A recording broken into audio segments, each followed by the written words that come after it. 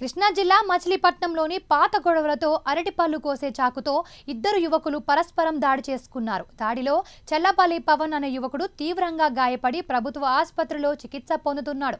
తనపై దాడి చేయడంతోనే ప్రతి దాడి చేశానని ఆసుపత్రిలో చేరిన మరో యువకుడు వక్కలగడ్డ సాయి తెలిపాడు. పోలీసులు కేసు దర్యాప్తు చేస్తున్నారు. పల్లాపురం చేస్తాడు మనోడు. అయితే ఇద్దరు మాలేసుకున్నారు. చల్లపల్లి పవన్ బాబును ఎన్టీఆర్ సాయి కుర్రాడు, ఒక్కలగడ్డ సాయి. అయితే ఏమైందంటే ఇద్దరు అప్పుడు మాట వచ్చిన తర్వాత వదిలేశారు. గొడవ పడ్డారు ఇద్దరు, దాంతో డిస్కషన్తో వదిలేశారు.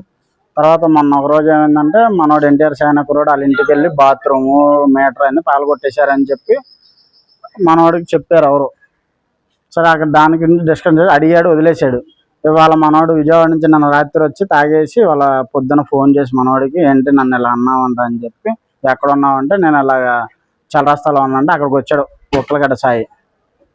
మా పల్లాపురం అక్కడ నుంచి మాట్లాడుకుంటే అక్కడికి వచ్చాడు. అక్కడికి వచ్చి చాకు తీసి పసపస పొడిచాడు. ఆపుతుంటే మధ్యలో మాకు ఇలా చేశాడు.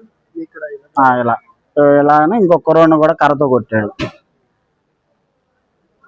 ఆపుతున్నాం, అక్కడ సీసీ కెమెరాలు కూడా ఉంటాయి. ఆపుతుంటే జరిగిన డిస్కషన్. అది ఫస్ట్ లో కూడా సంవత్సరం పైన అవుతుందన్న మాలేసుకున్నప్పుడు. అయ్యి